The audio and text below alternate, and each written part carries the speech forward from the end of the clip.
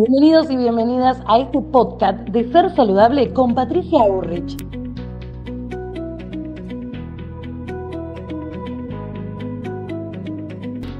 Buenos días, buenas tardes y buenas noches. Bienvenidos a otro podcast de Ser Saludable con Patricia Urrich. El día de hoy vamos a hablar sobre los miedos. Buenas tardes, Patricia. ¿Cómo estás, Lau? Bueno, qué emoción básica, ¿no? Que tenemos los humanos desde nuestro origen. También tiene esta función, como está desde el origen, tiene la función de la sobrevivencia, ¿no?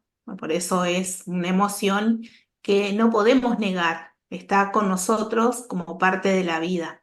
El tema es cómo poder gestionarla para poder llevar una vida adulta de avance y no limitarnos o anularnos en nuestra vida en la resolución de lo que tengamos que hacer, ¿no? Hay personas que tienen una edad adulta, pero a nivel psíquico, debido a los traumas, a la crianza, están tan paralizados en el miedo que no pueden avanzar, ¿no? ¿Y por qué y para qué aparecen en nuestra vida los miedos?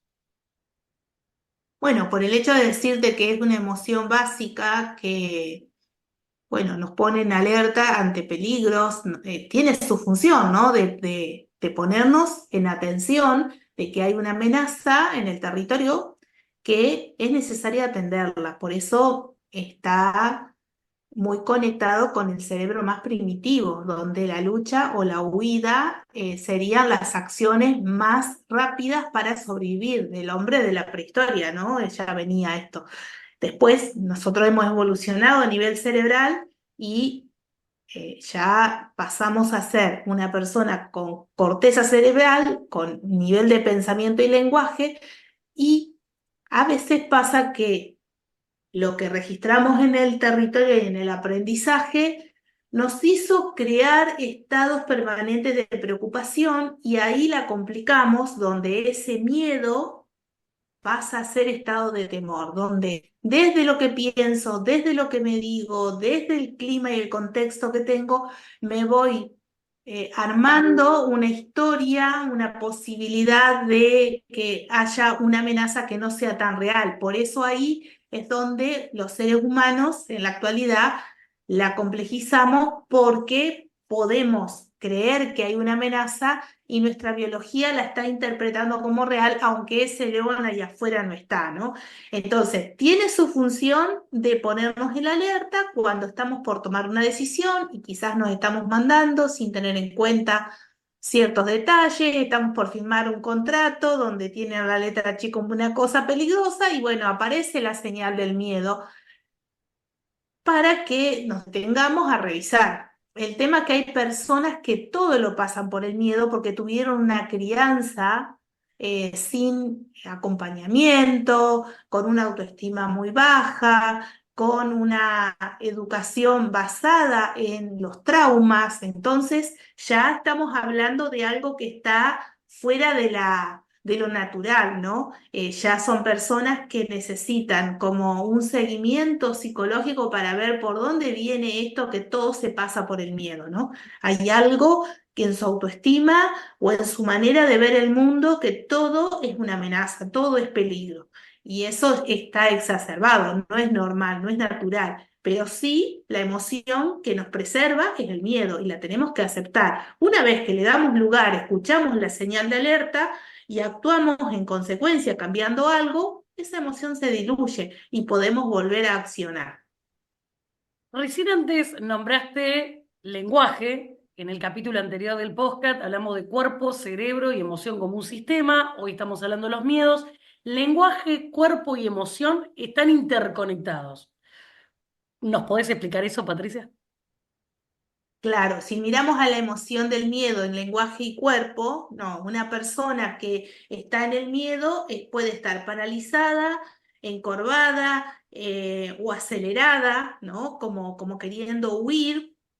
Si esa persona está con un pensamiento de temor o de preocupación, lo que piensa y se dice retroalimenta esto y va a hacer que su cuerpo o esté sin poder avanzar. Por ejemplo, la lumbalgia, la ciatalgia, son síntomas físicos que hablan de una persona que justamente en las extremidades con las que tiene que tomar una decisión y avanzar, está proyectando esos miedos. Por eso, en la medicina china, el riñón y la vejiga está relacionado con la emoción del miedo y afecta a todo lo que tiene que ver con los riñones y también con las articulaciones del avance. Entonces, fíjate cómo hay una conexión del cuerpo, la emoción y las decisiones que tomamos frente a la historia que terminan afectando al cuerpo, como lo hablamos en el podcast anterior.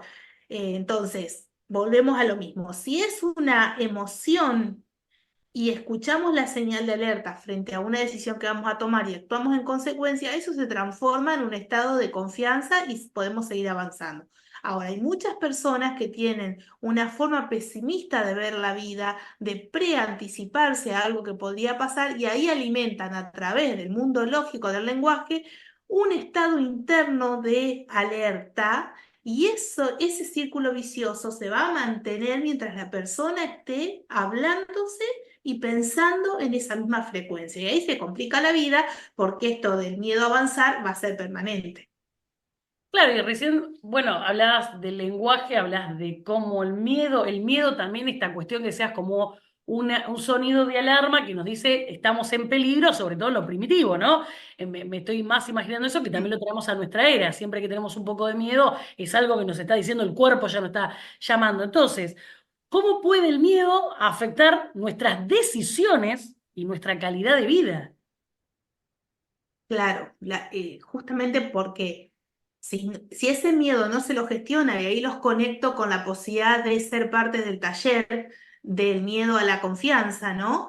Eh, que tiene muchísimas herramientas para poder diferenciar cuándo es un miedo y cuándo es un estado de temor que estamos creando y cuándo ese miedo quizás lo tomamos de modelo de nuestro sistema, ¿no?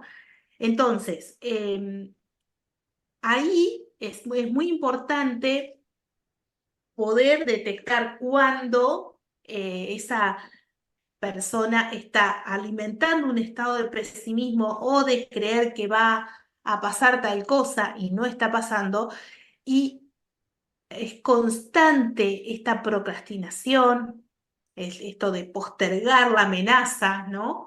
O de quedarse paralizado o de huir de las situaciones. Podemos ver a adultos que parecen niños, que se evaden de los problemas, que procrastinan, que no los enfrentan, y ahí vamos a conectar con lo que hemos hablado por ahí de ese yo niño traumatizado, sin recursos, con baja autoestima, que está saliendo en mi vida adulta constantemente en un estado de desesperación y yo como adulto no puedo avanzar. Ahí no está nuestro yo adulto trabajando. Está mirando la historia de nuestro yo niño traumatizado que no tiene recursos. Y ese aspecto hay que llevarlo a terapia porque hay algo inconsciente repitiéndose cada vez que yo tengo que tomar una decisión, me quedo bloqueada, evito, pierdo oportunidades porque repito un mismo patrón, que es una niña desvalorizada, traumatizada, choqueada, que no la acompañaron, que no cree que puede. Muchas creencias limitantes detrás de eso y tiene mucho que ver con la crianza y también con tomar mandatos del sistema, que ahí lo podemos conectar con constelaciones familiares, que uno a veces se quedó mirando a cómo eran las mujeres del sistema. Las mujeres no tomaban decisiones, las mujeres no trabajaban, las mujeres no manejaban el dinero y hoy tengo la posibilidad, pero ante la posibilidad no tomo la oportunidad. ¿Por qué? Porque estoy repitiendo un patrón inconsciente que en mi sistema, como mujer, no estaba permitido actuar. El hombre tenía la voz cantante. Entonces, ¿cuántos de esos mandatos en el presente pueden estar repitiéndose y haciéndonos perder oportunidades que a lo mejor nos salen en el ámbito laboral? No, no me siento capaz, no soy suficiente, bla, bla, bla. Todo esto se manifiesta y lo repetimos. Es Y las impresionante todo lo que oportunidades. genera, ¿no? Pero es impresionante todo lo que se genera de esto de que decías vos del taller que tenés de la cuestión de trabajar el miedo desde dónde, porque digamos, ya no es un miedo por una huida, puede ser un miedo por... Hay un montón de factores. Y en esto que me quedé como, me resonó es, ¿qué consejos prácticos podemos ofrecer a las personas que luchan con miedos o fobias en su vida cotidiana? Bueno, uno, dejar de luchar, porque todo lo que nosotros luchamos, lo que vamos a justamente sentir es que tenemos que ir siempre contra algo que es como imposible de combatir. El luchar siempre genera como un desgaste de energía vital que es muy distinto a reconocer y aceptar la situación y empezar a hacer algo con eso. Entonces, las personas que están en una fobia, ya ahí tendría que investigarse qué hay detrás. Es como que se desplaza en la fobia a un objeto externo, una situación interna, ¿no? Entonces, es como, en vez de reconocer el miedo, es a cierto objeto externo, por ejemplo, las arañas, las agujas, ¿no? Bueno, hay un trauma que de niño puede ser que fue desplazado al objeto y cada vez que hoy como adulto lo veo me paralizo. Bueno, ahí requiere un tratamiento especializado. Pero esas personas que se reconocen en la situación y la repetición es permanente y están perdiendo oportunidades y están desgastando la biología, viviendo en un estado de malestar y generando problemas físicos, como decir, constante problemas de columna, de lumbalgia, de ciatalgia, de riñones, que son los órganos como que se guardan al miedo y perdiendo oportunidades de avance en la vida económica, por ejemplo. Bueno, es necesario que eso lo busquen en un espacio de terapia para revisar qué me hace repetir y perder oportunidades, porque como les decía al comienzo, el miedo es una emoción básica que está para preservarnos, no para detenerme. La idea no es que yo me detenga en la vida y no pueda avanzar. No, hay momentos que va a aparecer la señal para protegerme frente a algo que iba a hacer apresuradamente. Pero no es que todos los días tenemos que estar rodeados de miedo. Eso no es normal. Entonces, si hay una persona que se identifica con que su vida es parálisis permanente porque todo me da miedo, bueno, es necesario que ponga en el centro de su vida ese tema y le dé un lugar para empezar a encontrar qué hay detrás, porque no merece tener ese tipo de vida. Merece avanzar, prosperar, crecer, ser una persona con oportunidades. Bueno, para eso tiene que encontrar recursos en su vida y una buena terapia le va a permitir encontrar que tiene la capacidad de dar vuelta a su historia al igual que otra persona. Si algo que te resonó, quienes están escuchando y que pueden obviamente dejar sus comentarios, recordamos que los cursos que había nombrado Patricia está en www.patriciaurrich.com y por cierto está el canal de la comunidad de Ser Saludable, donde también ahí vas a encontrar, créeme, mensajes. Porque quizás, y seguramente, si algo te resonó del miedo, la fobia es un miedo de por sí ya, ¿no? Pero con una profundidad que es necesario también no tenerle miedo a hacer terapia, a poder pedir ayuda, porque creo que eso es lo más humano y es lo más valiente. Si hay algo valiente, es que cuando uno o una no puede hacer algo, es pedir ayuda. Y por eso, Patricia, lo vamos a dejar acá para el próximo capítulo. Muchas gracias. Bueno, nos vemos en el próximo. Para comunicarte con Patricia Urrich, debajo de cada episodio tenés todas las vías de comunicación. No te lo pierdas. Y a vos te esperamos en el próximo capítulo. Muchas gracias.